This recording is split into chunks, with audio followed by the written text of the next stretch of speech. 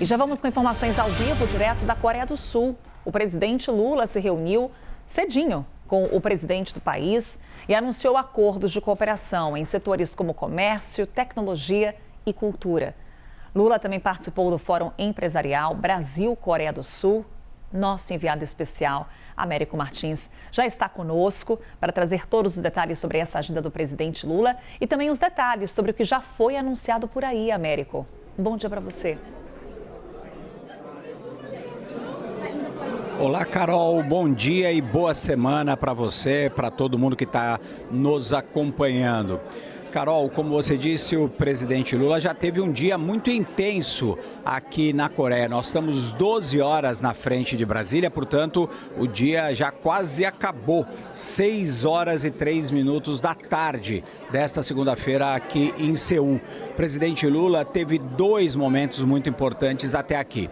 Ele foi recebido com honras de chefe de Estado pelo presidente sul-coreano Lee Jae-myung. E os dois fizeram declarações à imprensa e eles tiveram uma reunião privada seguida de uma reunião ampliada com todos os ministros que faziam parte da delegação brasileira. O Brasil assinou com a Coreia do Sul 10 memorandos de entendimento em diversas áreas, em especial tecnologia, uma área muito importante, onde a Coreia do Sul se destaca cada vez mais, inclusive em aspectos de inteligência artificial. Também fizeram memorandos na área de saúde, de ciência, também de cultura. E um desses memorandos diz respeito a mais cooperação entre a Polícia Federal e as autoridades policiais aqui da Coreia do Sul. Um grande esforço do governo brasileiro para fazer mais conexões ao redor do mundo com vários países para tentar combater o crime organizado. O presidente Lula, inclusive, quando deixou a Índia neste final de semana, deu uma entrevista coletiva na qual ele falou claramente que a Polícia Federal vai agora participar das viagens do presidente Lula e vai fechar vários acordos para tentar ajudá-la a combater o crime organizado, visto que o crime organizado tem essas ramificações internacionais em várias partes do mundo. O Brasil queria, entre outras coisas por aqui, Carol, a abertura do mercado de carne bovina. Queria que a Coreia do Sul passasse a importar carne bovina do Brasil.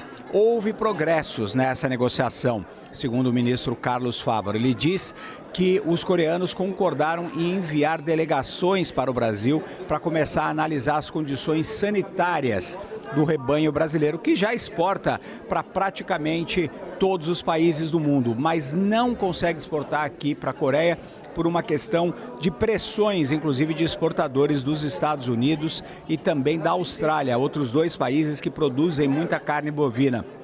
O presidente Lula, ao discursar aqui no Fórum Empresarial Brasil-Coreia do Sul, também fez referência a isso, a essas pressões desses outros países e fez praticamente um apelo público para que as autoridades coreanas acelerem esse processo para abrir o mercado de carne, que não vai ser aberto nessa viagem, apesar dos esforços do Brasil e apesar desses progressos. O presidente Lula também teve conversas com alguns dos maiores empresários da Coreia do Sul, alguns dos quais já investem muito no Brasil. A Coreia é um dos principais parceiros do Brasil em questão de exportação e importação aqui na Ásia.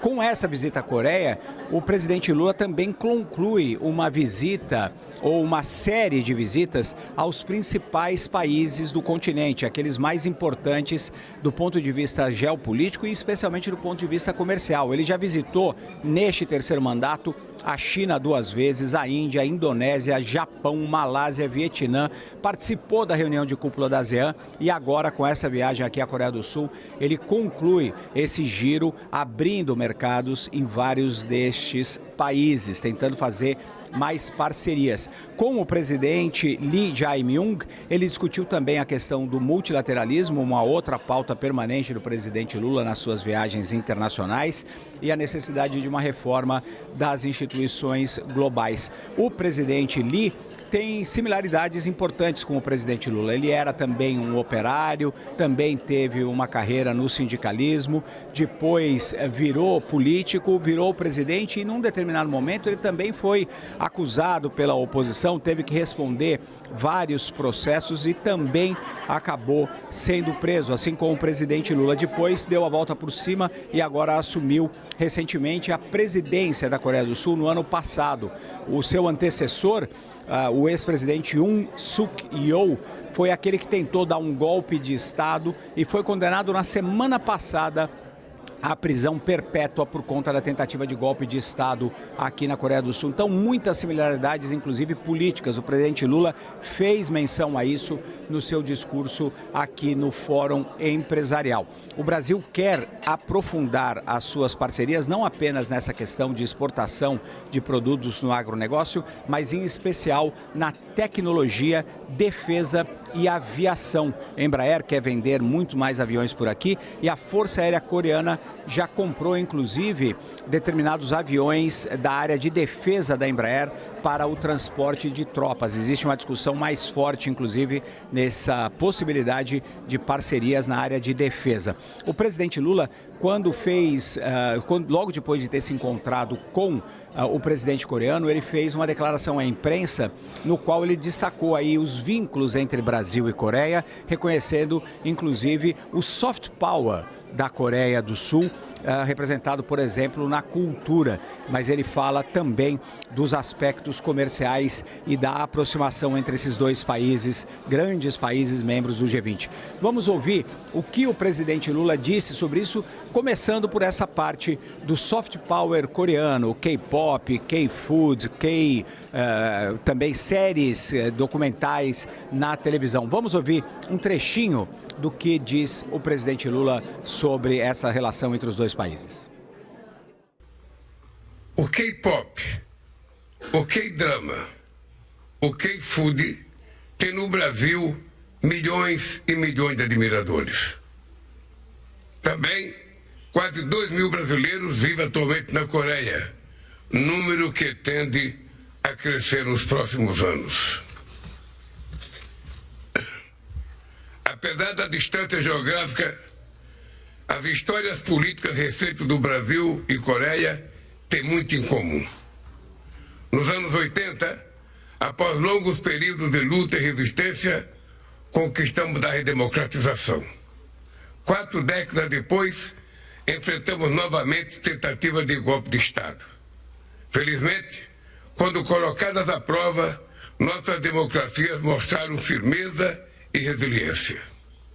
Diante de ataques às instituições nacionais, reafirmamos a força da soberania popular. Em tempos de extremismos, desinformação e ameaças autoritárias, é fundamental articular lideranças comprometidas com valores democráticos.